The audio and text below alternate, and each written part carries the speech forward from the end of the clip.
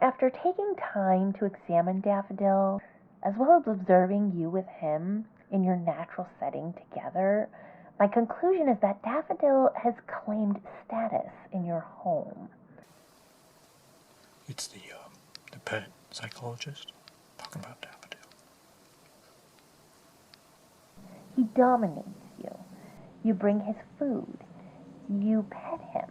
You encourage him to lay everywhere. He meows when you speak, has not been taught it is rude to interrupt. You are subservient, and he is king.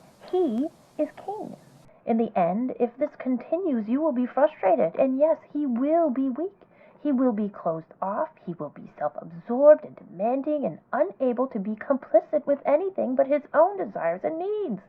You need to begin by taking status back, sir, for yourself, and then, yes, by slowly helping Daffodil to realize he is not the center of the universe, although you have clearly sent every message to him that he is, and that there is a big, huge world out there just waiting to be discovered. He reminds me, sir, if I may say, of my ex-husband. He also had white and gray fur. So that was the pet psychologist who had some things to say about Daffodil. I wasn't expecting that, but if I stop to think about it, it really makes sense. I mean, no wonder he's like, I don't need to listen to you, Gerald. Meow, meow, meow, meow, meow, meow, meow, meow. I don't meow, meow, whatever. He's grown up like that he's the center of the universe and that whatever he does on stage, like, that's what everybody responds to, and he doesn't have to listen. He's never been critiqued for not listening. He's a steamroller, and that's what he's doing. And yes, I've done those master-servant scenes at workshops. In fact, I even brought up master-servant relationships while I was on jury duty to try to make the point that we need to make sure that we are treating everyone equally. And rather than assume the role of master, which I didn't want to do to everyone else, I let them know, look, tomorrow I'm going to show up and play the role of servant, to play the low status person who you might want to ignore, and give you the opportunity to avoid playing master by recognizing if you can be equal with me, then you're all being equal and we're hearing each other out. So I showed up for jury duty and I played someone who, the backstory that I gave myself, and I'm getting kind of off topic, but it is tied together here. The backstory I gave myself was that I was in the Iraq War, and that I had seen some horrible things, and that I had also lost hearing in one ear, and I had found peace through these horrible things by breaking into song at various times when I was feeling troubled, and that I deeply missed my mother, who died of ovarian cancer while I was in Fallujah. So I was looking for a mother figure, and to soothe myself I at times would sing, and I couldn't hear in one ear, and there were times where I had flashbacks, and I also wigged the hell out anytime politics came up on either side, because I thought all politicians were bullshit, and that if I saw blue or red, I saw that as a problem. I found this to be a very powerful character, and effective. Kind of a embodiment of, and I'm not trying to get political here, but I will say that I am a member of society, and there are certain social ills and pain, an embodiment of kind of that pain. I thought it was quite powerful, and also they found it to be extremely difficult to deal with, and they got really mad at me, and they kept saying Gerald, and I would be like, you're breaking, what are you doing, you're breaking. Clearly none of you are performers, and right now we are engaged in the creation of truth and justice, and I would step out of character and really give it to them.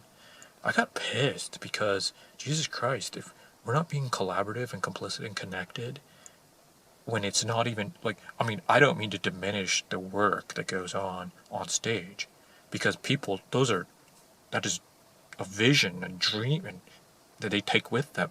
But here, like, it's justice. I got kind of pissed. Because they were then trying to be masters of me, Gerald, which is like, whoa, hey, you're not even, like, playing along here to help this guy out. Now it didn't go so well for a while. The bailiff came in. And then, because he was armed, he was clearly the master, and I said, well, look, point taken. Like, point taken, do you want to get beat up by that guy and put in jail? Point taken. And then everyone kind of calmed down.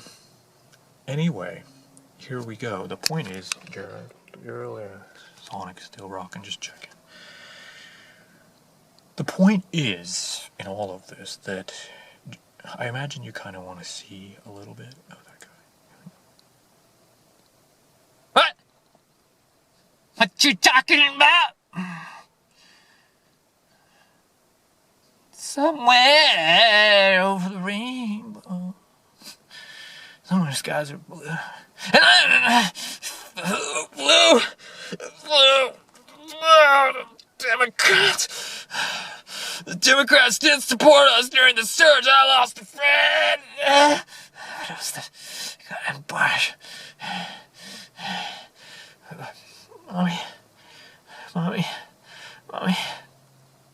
Mommy.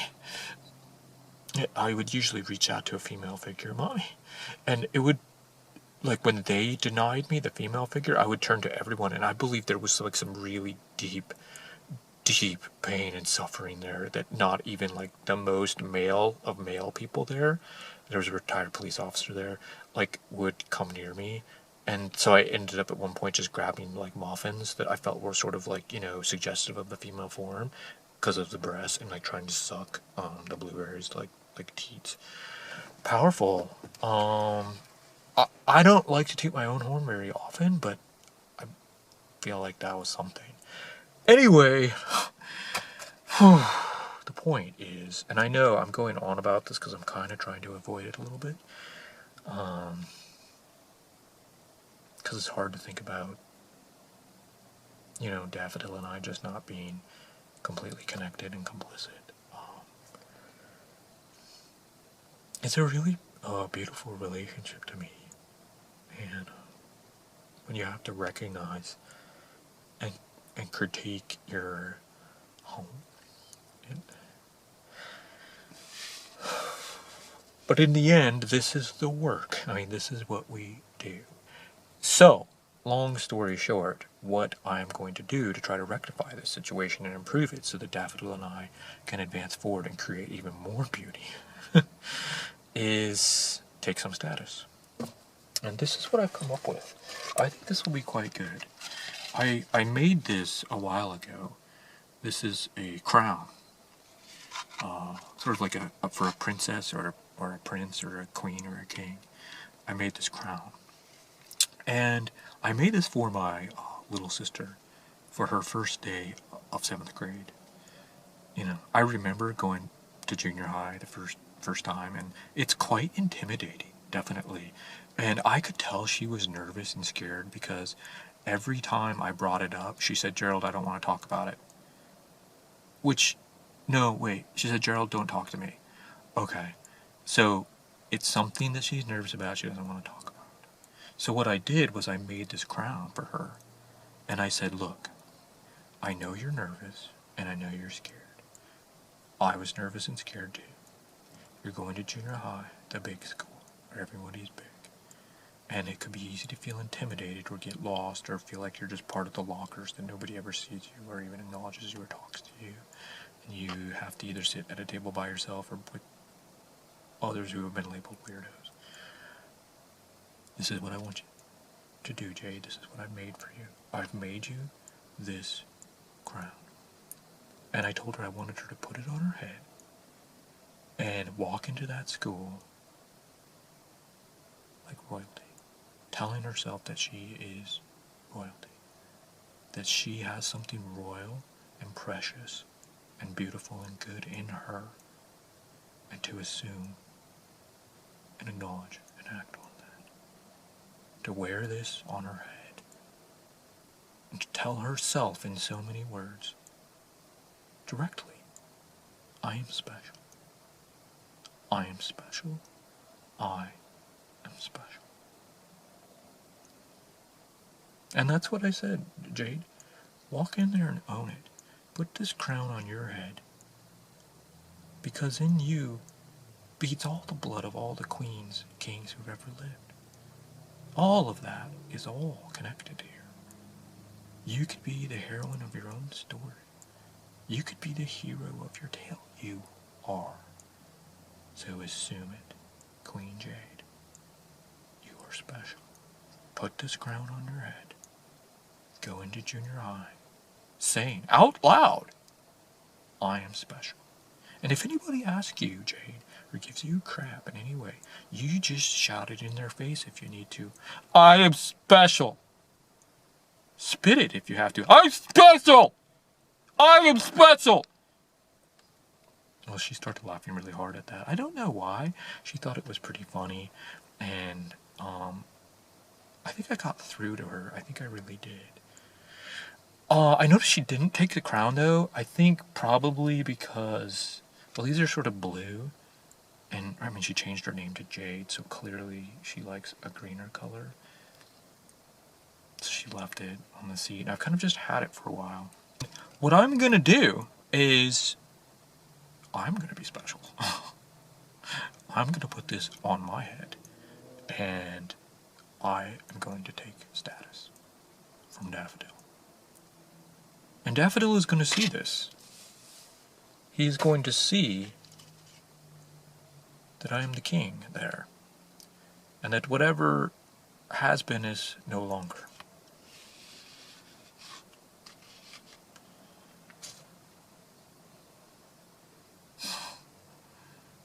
Yes. Wow. Hello, Daffodil. Bow before your master. That's it. You will eat when I bring you food. And even then, you will only eat when I tell you to eat. It is up to me. Wow. I feel something happening here. I mean, just the suggestion, I already feel like my back is straighter.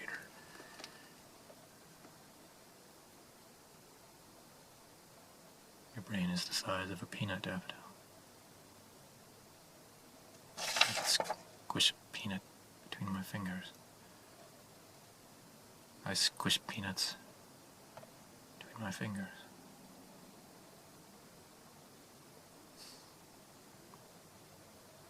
You humor me.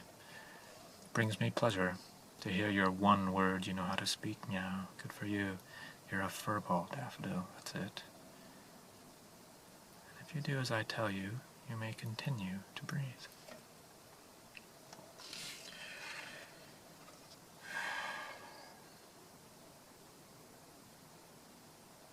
Wow. That is quite powerful. I can see how rulers get themselves into trouble. Clearly it's going to take a very strong heart. From the heart to... And I can already... I have some resentment that's been building up. It's clear because the minute I had power, I was like totally denigrating Daffodil. So we have some work to do. And,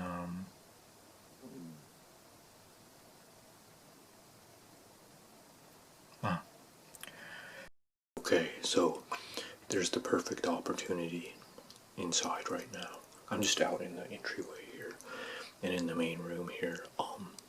I have some work stuff I gotta do tonight, but Daffer is laying like right in the middle of the floor and he's rolling on his back and he wants attention and, you know, he's like, this is my space and I'm owning it. So I'm a little nervous about this. I want to keep myself under control. But yet I want to be effective. And I do have, like, I have some things I need to do, so I'm gonna do it. I'm gonna put the crown on, and we're gonna see what happens. I want to own it. I want to take that status in that place, but I don't want to lose control. If you do as I tell you, you may continue to breathe. And I'm not sure how Daffodil is going to respond. So, I'm gonna set the camera up here. I'm gonna set the Sonic up here, and I'm gonna make of this what you will. You know, a scene if you wish. See how this goes.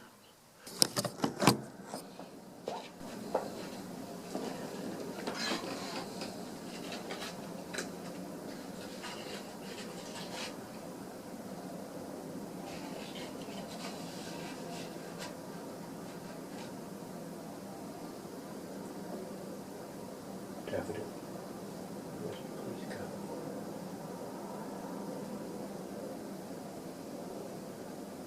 Daffodil, as lord of this manor, I request that you depart so that I may get on with some things that I have before me, before tomorrow in the morn comes and I find myself destitute of sleep. For the plow needs plowing and the field needs growing. So would you please depart, Daffodil? Daffodil? Daffodil, I need... Gerald, you are king. Daffodil? It is I, the lord of this manor, and I am asking you, Daffodil, Daffodil, Daffodil, Daffodil, I'm asking you to depart, Daffodil, from my court. I would like you to depart from my court, Daffodil, so that I may engage in the work of the kingdom. Right here before me. I'm busy, Daffodil, please? Please? Please, Daffodil? Please? What am I doing? Gerald, own it. Daffodil is king of this... What did you say in the car? That was... Daffodil, it is I. And I am king of this manor. And I want you to depart, Daffodil, now. Daffodil, Daffodil, I want you to depart. Depart, Daffodil, depart. Daffodil, depart. Yeah. Daffodil, depart. Depart. Depart, Daffodil, depart.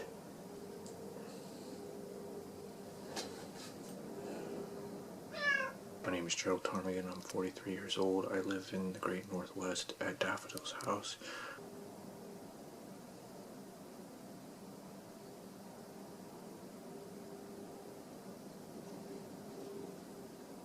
Apparently, you know, maybe that lady was just crazy. I mean, she did say the thing about the fur. We're gonna try this again. Of course we are, via negativa. Daffodil, come here. Come here. Come here, Daffodil. Come on.